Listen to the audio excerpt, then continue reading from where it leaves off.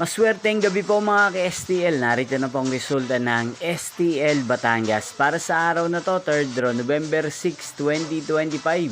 Araw ng Huwebes. Naway ang mga natayaan niyo pong mga numero kanina ay manalo nawa ngayong gabing ito, 8:30 PM. Kaya kunin niyo na po ang inyong mga ticket. Narito na pong resulta.